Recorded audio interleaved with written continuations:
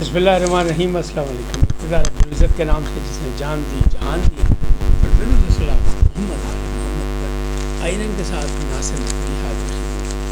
ناظرین، پاکستانیوں کے لیے، پاکستان کے لیے ایک بڑی خوشخبری اور اس کے علاوہ بہت سی خبریں کہ عمران خان کا چیلنج تحریک میں خود چلاؤں گا، پانی بند پھر جنگ ہی جنگ، مخصوص نشستوں کا فائنل راؤنڈ، اور بشرا بی بی نے عدالت میں آنے سے انکار کر دیا، جبکہ فیض حمید کے بارے میں پھر ایک خبر آئی ہے کہ وہ وعدہ ماب گواہ بننے کے لیے تیار ہے۔ کس کیس میں؟ اس تفصیلات سے آپ کو آگاہ کرتا ہوں۔ لیکن پہلے آپ سے گزارش آئی ہے ان کو سبسکرائب کریں، لائک کریں، گھنٹی کو بٹن دبانا بھولیں اور اپنی قیمتی رائے کا اظہار اپنی شخصیت کے مطابق کریں۔ جی ناظرین، پہلی بات، عمران خان تحریک چلاؤں گا، چیلنج کر دیا، اور وہ کہہ رہے ہیں اس تحریک کی قیادت میں خود کروں گا جیل سے۔ یہ دنیا کی ایک انوکھی اور منفرد قسم کی تحریک ہوگی، کیونکہ آج تک تو جیل سے بیٹھ کے کسی تحریک نہیں چلائی۔ ہاں، جیل میں جانے والے گئے اور ان کی حمایت میں تحریکیں چلی، اور باہر جو تھے جیل سے اس قیادت نے ان تحریکوں کی قیادت کی اور اس میں کامیابیاں بھی ہوئی۔ لیکن یہ پہلی تحریک ہوگی جس میں تحریک کا اصلی قائد جیل میں ہوگا، اور وہ کہتے ہیں تمام ہدایات میں دوں گا۔ اور دلچسپ صورتحال یہ ہے کہ انہوں نے علی ظفر کے ذریعے یہ پیغام دیا، اور سینیٹر علی ظفر کہہ رہے ہیں کہ اس کی تمام منصوبہ بندی میں کروں گا۔ تو اب سوالیہ نشان یہ ہے کہ سلمان اکرم راجہ جو مارکہ رائی کرے تھے وہ کہاں گئے، اور بیرسٹر گوہر خان کی کیا حیثیت ہوگی، علی امین گنڈاپور جو ہیں وہ کہاں تک اس تحریک میں ساتھ دیں گے، کیونکہ ان کی اپنی حیثیت کیا ہوگی۔ پھر کے پی کے کی بات آئے گی تو پھر جنید اکبر صاحب کی بات آئے گی، اسد قیصر صاحب کی بات آئے گی۔ تو بھی بہت سے معاملات ہیں، لیکن اب ڈیٹ کی اعلان نہیں ہوا کہ کہا یہی جا رہا ہے علی ظفر صاحب کی طرف سے کہ اسی مہینے یعنی جون میں، آج 31 ہو گئی نا، جون میں جو ہے وہ تحریک چلے گی۔ اب جون میں ایک تو گرمی بہت، اگر ماضی میں آپ دیکھیں تو کبھی بھی ایسا جون جولائی میں کبھی تحریکیں کامیاب نہیں ہوئی۔ دوسری بات، 20 دن کے بعد یعنی عید کے 20 دن کے بعد جو محرم الحرام آ جائے گا، ویسے ہی فضا سوگوار ہو جائے گی، اور آپ کو پتہ ہے کہ امت مسلمہ جو ہے وہ ان دنوں کو کس طرح مناتی ہے، کسی خاص مسلک سے نہیں، سب ان دنوں میں غم زدہ ہوتے ہیں، سوگوار ہوتے ہیں، کیونکہ تاریخ کا ایک بہت بڑا سانحہ ہے اسلام اور باطل کی، یعنی حق و باطل کی جنگ۔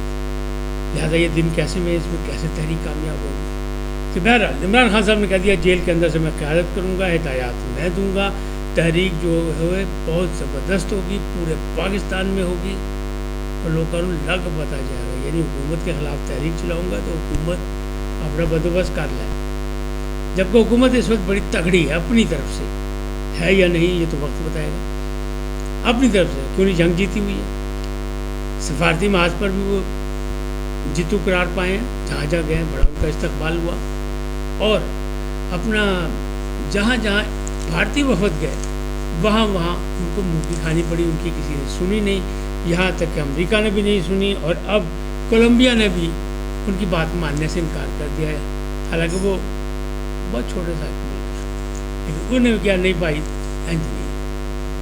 اب دوسری بات یہ کہ پانی بند، سنتاس معاہدہ، ڈٹے ہوئے مودی صاحب، مودی جن کو کہتے ہیں سلنڈر مودی بلکہ بندر مودی، بندر مودی جو ہیں وہ اپنی بندروں کی طرح، پنجابی میں کہتے ہیں ناسپائی بڑی کر رہے ہیں، شور بڑا مچا رہے ہیں، باقی کر کچھ نہیں ہے۔ وہ کہتے ہیں معطل ہو گیا، دنیا کہہ رہی ہے معطل نہیں ہو سکتا سنتاس معاہدہ، لیکن سپہ سالار نے بھی کہہ دیا اور وزیر اعظم پاکستان نے بھی کہہ دیا کہ بھارت کو سرخ لائن یعنی عبور نہیں کرنے دیں گے، ریڈ لائن ہے پانی، اور سپہ سالار نے کہا تھا اگر پانی بند تو پھر جنگ ہی جنگ، پھر کوئی نہیں۔ اور سائر جو ہیں جوائنٹ چیف آف اسٹاف سائر شمشاد مرزا، انہیں سنگاپور میں ہونے والی کانفرنس شنگریلا جو فورم ہو رہا ہے وہاں ڈائلاگ فورم، وہاں ایک انٹرویو میں کہہ دیا کہ اگر اب بھارت سے جنگ ہوئی تو محدود نہیں رہے گی. تو دنیا دیکھے کہ 2 ایٹمی طاقتوں کو لڑتے ہوئے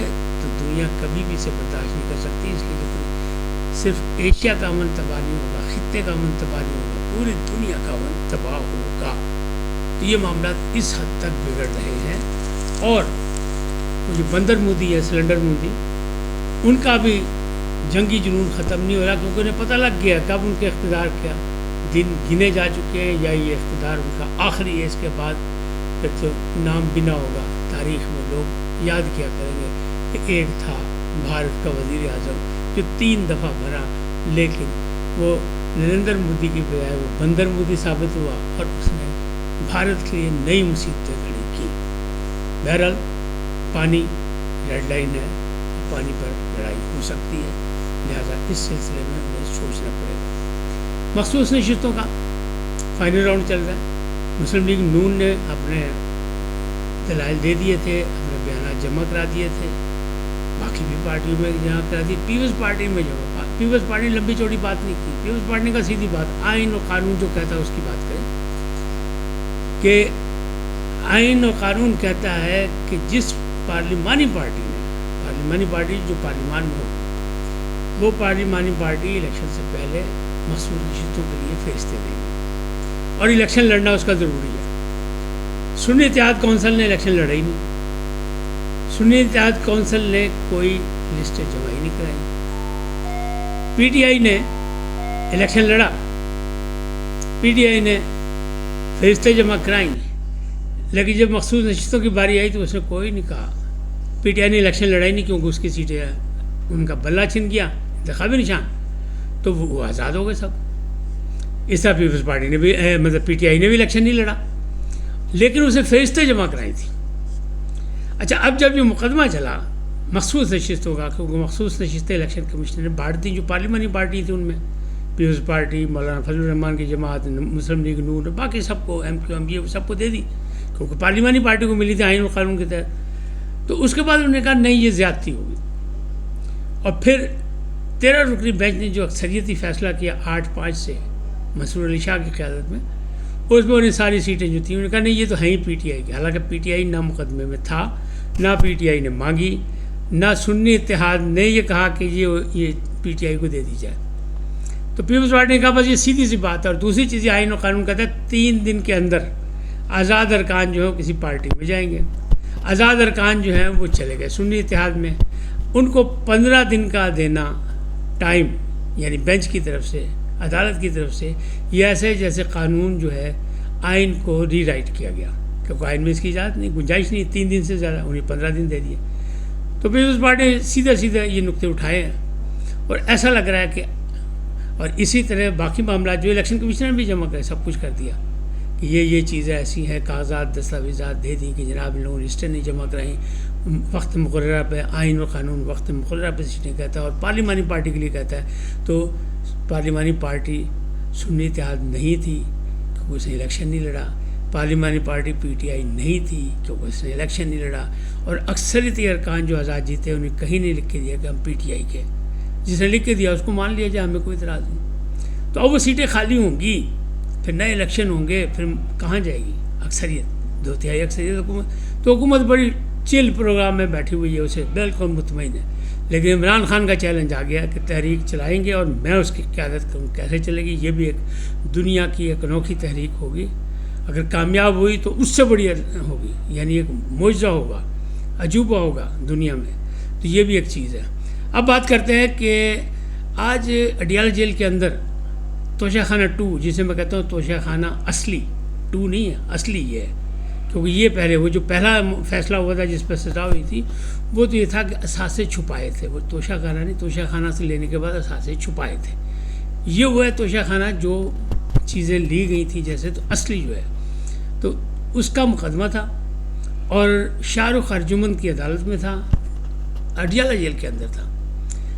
عمران خان صاحب آئے, لیکن بشرا بی بی نے آنے سے انکار کر دیا, حالانکہ وہ اڈیالہ جیل میں موجود تھی. انہوں نے مطالبہ یہ کیا, احتجاج یہ کیا کہ چونکہ منگل کے روز میری عمران خان سے ملاقات نہیں کرائے گی, میرے صاحب بہادر سے مجھے نہیں ملایا گیا, ملاقات کا دن تھا, لہٰذا میں عدالت میں نہیں آتی.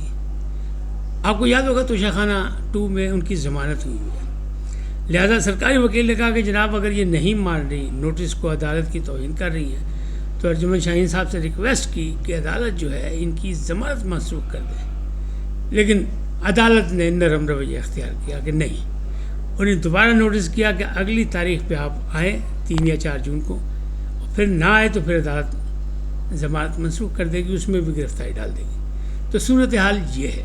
اب بات کرتے ہیں فیض حمید صاحب کی۔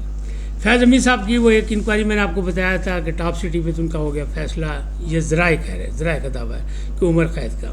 دوسرا ہوتا ہے خیرات سے تجاوز اور ریٹائرمنٹ کے بعد سیاستدانوں سے تعلق۔ اب تیسرا جو بڑا کیس ہے وہ ہے 9 مئی کا، جس میں عمران خان اور عمران خان کے MNAs اور MPA سب پھنسے ہوئے ہیں، اور یہی کہا جا رہا ہے کہ ان کو سزائیں ہو گئی، جیسے عبداللطیف صاحب کو ہو گئی، MNA ہیں وہ، اور وہ عبداللطیف صاحب کہہ رہے ہیں کہ میں عدالت سے رابطہ کروں گا، میرے ساتھ ظلم ہوا، زیادتی ہوئی، یہ بات کی بات ہے، لیکن سزا دہشت گردی نے ان کو سزا دی 15 سال کی۔ اب اسی طرح باقیوں کو بھی سزا ہونے والی، تو اگر باقیوں کو بھی سزا ہونے والی ہے تو اس میں گواہیاں بھی چاہیے، تو گواہیاں ہیں بھی، لیکن کہنے والے یہ کہہ رہے ہیں، اطلاعات ہی یہ ہے کہ 9 مئی کے معاملات میں کہ کون اس کا ماسٹر مائنڈ ہے، کس طرح اس پہ عمل درآمد ہوا، کس نے پلان بنایا، شاید فیض حمید صاحب اپنے لیے کچھ رعایت چاہتے ہوں، تو ان کی طرف سے یہ اطلاع آئی ہے کہ وہ 9 مئی کے کیس میں وعدہ معاف گواہ بننے کو تیار ہیں۔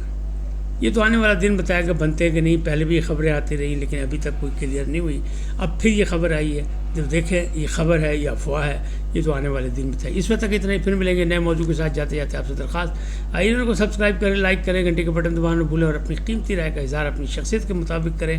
سدا سلامت رہیں۔ پاکستان زندہ باد، پاک افواج پائندہ باد۔